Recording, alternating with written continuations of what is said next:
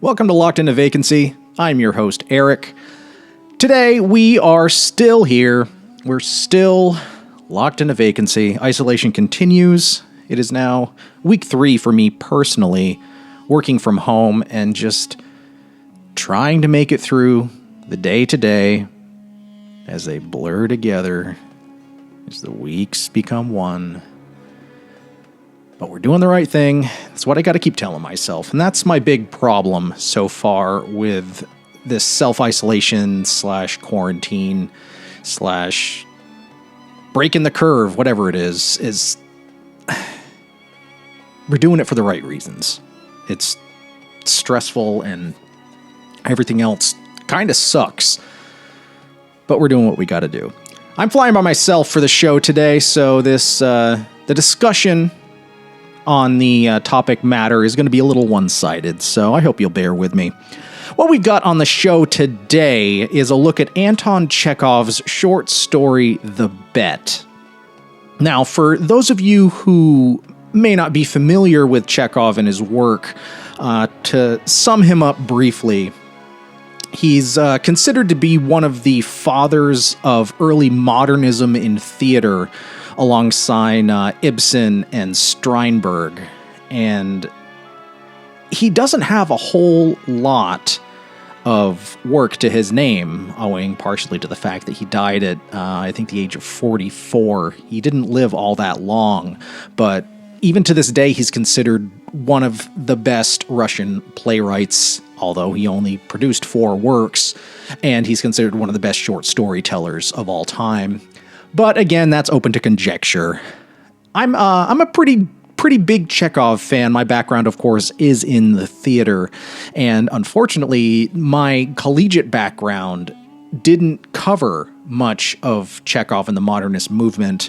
I had a chair of the department who very much did not like Anton Chekhov and was very vocal about it. So unfortunately, my education there was lacking, but I digress. If you're interested in more of Chekhov's work and you want to check something out on your own, you may have heard of some of his works or seen them being produced.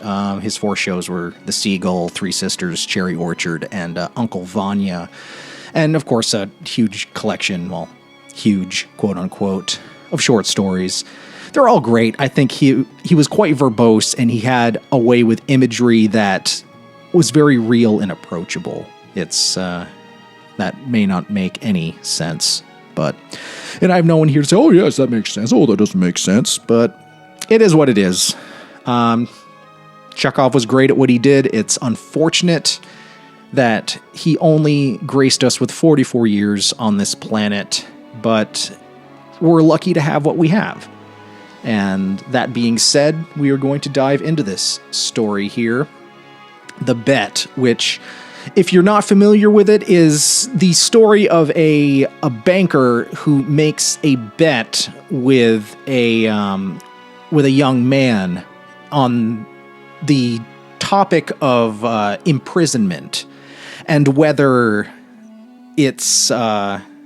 being locked up for life is valid, is acceptable, if it's a good thing or a bad thing.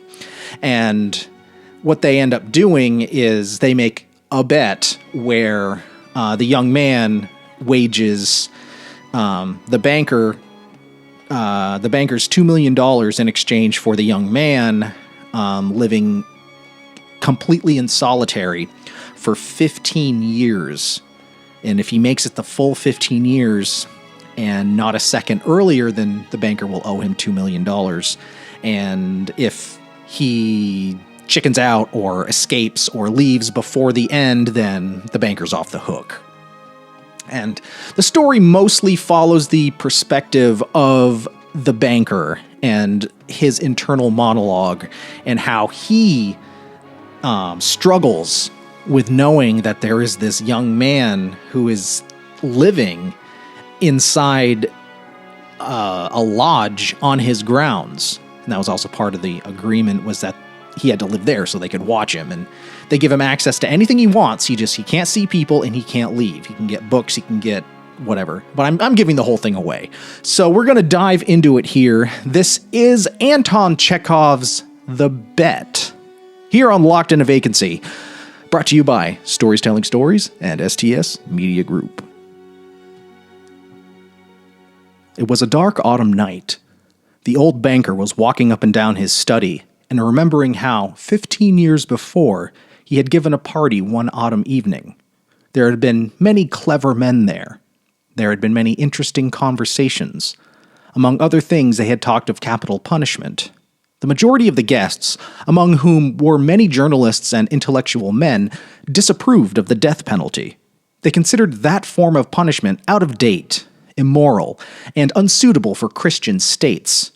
In the opinion of some of them, the death penalty ought to be replaced everywhere by imprisonment for life. "I don't agree with you," said their host, the banker. "I have not tried either the death penalty or imprisonment for life. But if one may judge a priori, the death penalty is more moral and more humane than imprisonment for life. Capital punishment kills a man at once, but lifelong imprisonment kills him slowly. Which executioner is the more humane? He who kills you in a few minutes, or he who drags the life out of you in the course of many years?" "Both are equally immoral," observed one of the guests, "for they both have the same object, to take away life. The state is not God. It has not the right to take away what it cannot restore when it wants to." Among the guests was a young lawyer, a young man of 25. When he was asked his opinion, he said, "The death sentence and the life sentence are equally immoral. But if I had to choose between the death penalty and imprisonment for life, I would certainly choose the second. To live anyhow is not better than not at all." A lively discussion arose. The banker, who was younger and more nervous in those days, was suddenly carried away by excitement. He struck the table with his fist and shouted at the young man, "It's not true! I bet you 2 million you wouldn't stay in solitary confinement for 5 years. "If you mean that in earnest," said the young man, "I'll take that bet. But I would not stay 5, but 15 years. "15? Done!" cried the banker. "Gentlemen, I stake 2 million. "Agreed. You stake your millions and I stake my freedom," said the young man, and this wild, senseless bet was carried out. The banker, spoilt and frivolous, with millions beyond his reckoning, was delighted at the bet. At supper, he made fun of the young man and said, "Think better of it, young man, while there is still time. To me, 2 million is a trifle, but you are losing 3 or 4 of the best years of your life. I say 3 or 4 because you won't stay longer. Don't forget either, you unhappy man, that voluntary confinement is a great deal harder to bear than compulsory. The thought that you have the right to step out in liberty at any moment will poison your whole existence in prison. I am sorry for you." And now the banker, walking to and fro, remembered all this and asked himself, "What was the object of that bet? What is the good of that man's losing 15 years of his life? Am I throwing away 2 million? Can it prove that the death penalty is better or worse than imprisonment for life? No. No, it was all nonsensical and meaningless. On my part, it was the caprice of a pampered man, and on his part, simple greed for money." Then he remembered what followed that evening. It was decided that the young man should spend the years of his captivity under the strictest supervision in one of the lodges in the banker's garden. It was agreed that for 15 years he should not be free to cross the threshold of the lodge, to see human beings, to hear the human voice, or to receive letters or newspapers. He was allowed to have a musical instrument and books, and was allowed to write letters, to drink wine, and to smoke. By the terms of the agreement, the only relations he could have with the outer world were by a little window made purposefully for that object. He might have anything he wanted, books, music, wine, and so on, in any quantity he desired by writing an order, but could only receive them through the window. The agreement provided for every detail and every trifle that would make his imprisonment strictly solitary, and bound the young man to stay there exactly 15 years, beginning from 12 o'clock of November 14th, 1870, and ending at 12 o'clock of November 14th, 1885. The slightest attempt on his part to break the conditions, if only 2 minutes before the end, released the banker from the obligation to pay him the $2 million. For the first year of his confinement, as far as one could judge from his brief notes, the prisoner suffered severely from loneliness and depression.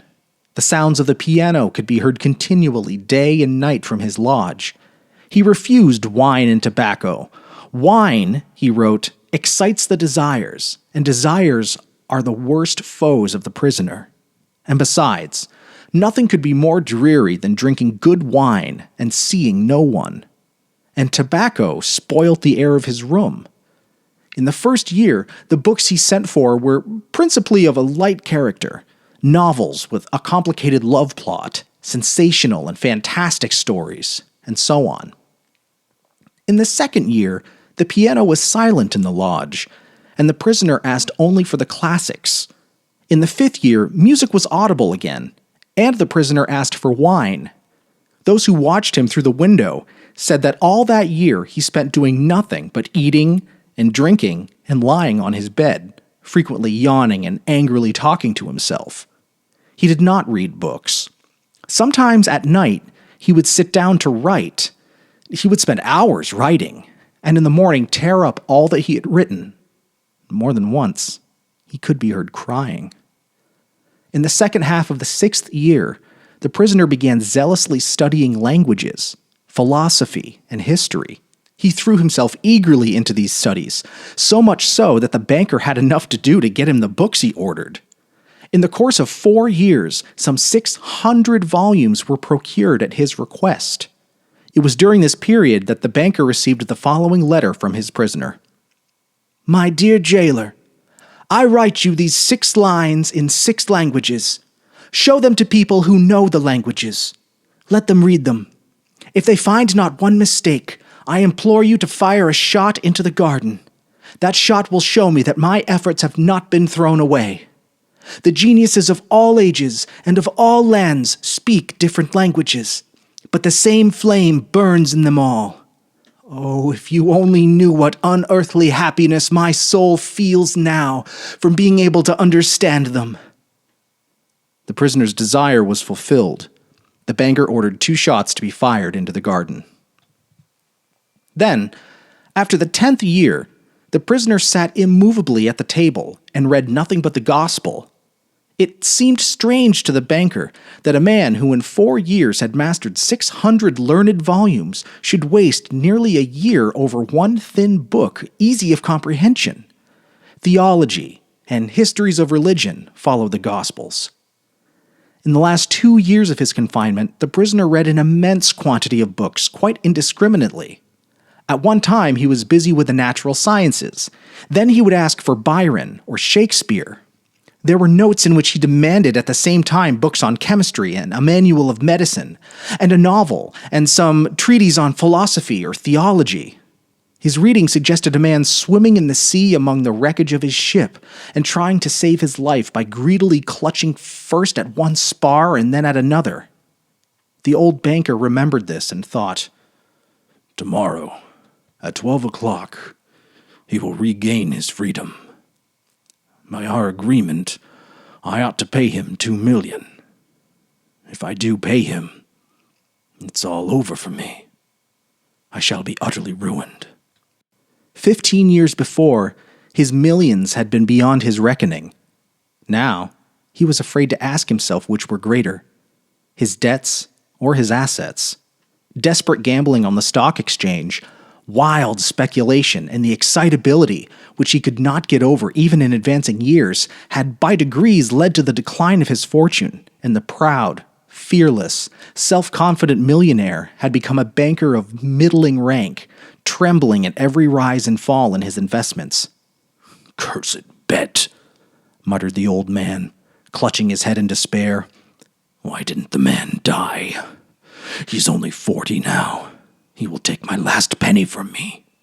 He will marry, will enjoy life, will gamble on the exchange, while I shall look at him with envy like a beggar, and hear from him every day the same sentence.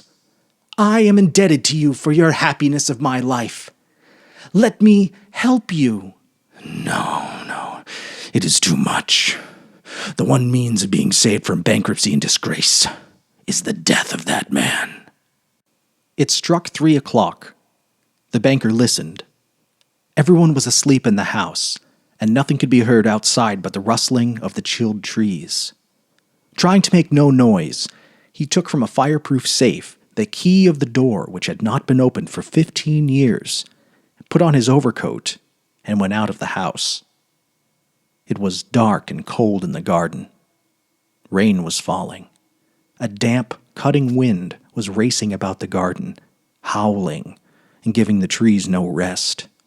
The banker strained his eyes, but could see neither the earth, nor the white statues, nor the lodge, nor the trees. Going to the spot where the lodge stood, he twice called the watchman. No answer followed. Evidently, the watchman had sought shelter from the weather, and was now asleep somewhere either in the kitchen or in the greenhouse. "If I had the pluck to carry out my intention," thought the old man, "suspicion would fall first upon the watchman." He felt in the darkness for the steps and the door, and went into the entry of the lodge. There he groped his way into a little passage and lighted a match. There was not a soul in there. There was a bedstead with no bedding on it, and in the corner there was a dark cast iron stove. The seals on the door leading to the prisoners' rooms were intact. When the match went out, the old man, trembling with emotion, peeped through the little window. A candle was burning dimly in the prisoner's room. He was sitting at the table. Nothing could be seen but his back, the hair on his head and his hands. Open books were lying on the table, on the 2 easy chairs, and on the carpet near the table. 5 minutes passed and the prisoner did not once stir. 15 years' imprisonment had taught him to sit still. The banker tapped at the window with his finger, and the prisoner made no movement whatsoever in response. Then the banker cautiously broke the seals of the door and put the key into the keyhole. The rusty lock gave a grating sound and the door creaked. The banker expected to hear at once footsteps and a cry of astonishment.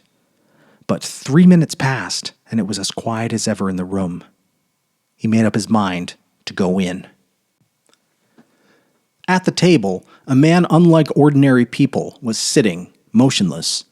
He was a skeleton, with skin drawn tight over his bones, with long curls like a woman's and a shaggy beard.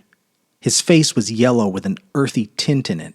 His cheeks were hollow, his back long and narrow, and the hand on which his shaggy head was propped was so thin and delicate that it was dreadful to look at. His hair was already streaked with silver, and seeing his emaciated, aged-looking face, no one would have believed that he was only 40. He was asleep. In front of his bowed head, there lay on the table a sheet of paper on which there was something written in fine handwriting. "Poor creature," thought the banker. "He is asleep, and most likely dreaming of the millions. And I have only to take this half-dead man, throw him on the bed, stifle him a little with the pillow, and the most conscientious experts would find no sign of a violent death. But let us first read what he has written here." The banker took the page from the table and read as follows. "Tomorrow, at 12:00, I regain my freedom and the right to associate with other men.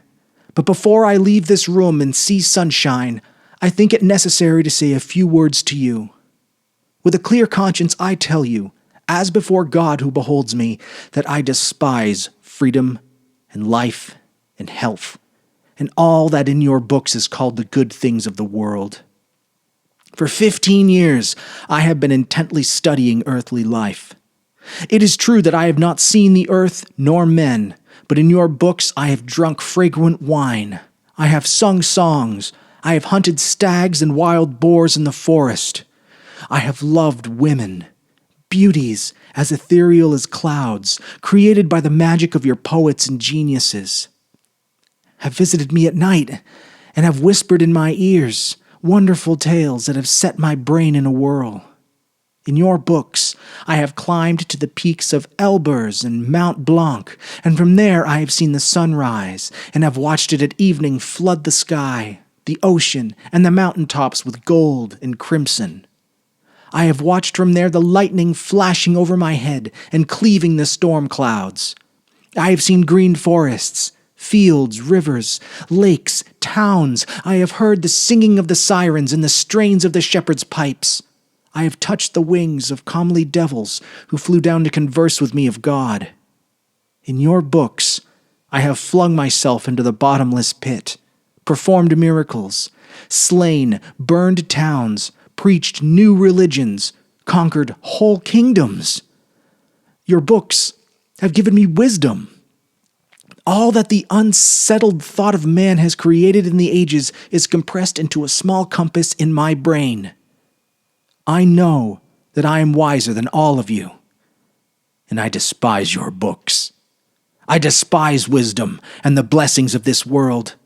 It is all worthless, fleeting, illusory, and deceptive, like a mirage.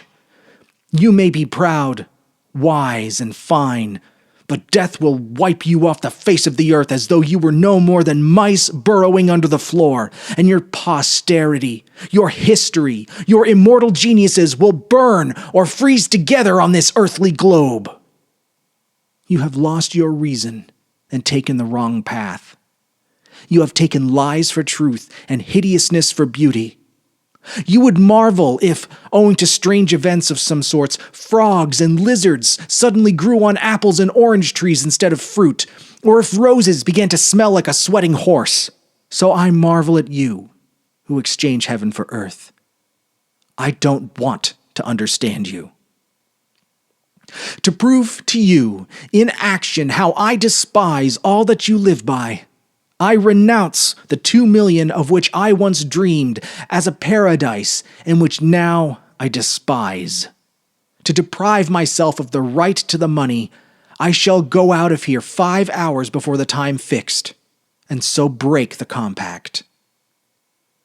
When the banker had read this, he laid the page on the table, kissed the strange man on the head, and went out of the lodge weeping.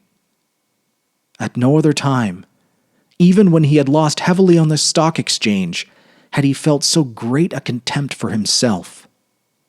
When he got home, he lay on his bed, but his tears and emotions kept him for hours from sleeping. Next morning, the watchman ran in with pale faces and told him they had seen the man who lived in the lodge climb out of the window into the garden, go to the gate, and disappear. The banker went at once with the servants to the lodge and made sure of the flight of his prisoner. To avoid arousing unnecessary talk, he took from the table the writing in which the millions were renounced, and when he got home, locked it up in the fireproof safe. The end.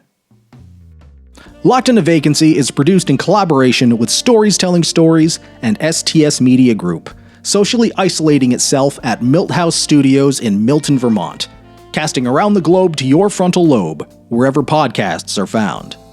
Locked in a Vacancy is also streaming on YouTube at Stories Telling Stories. Make sure to give us a review wherever you stream our show. We really appreciate it. Make sure to follow us on Facebook and Instagram, and consider supporting us on Patreon for as little as $1 a month. And until next time, stay sane, stay safe, and stay whimsical.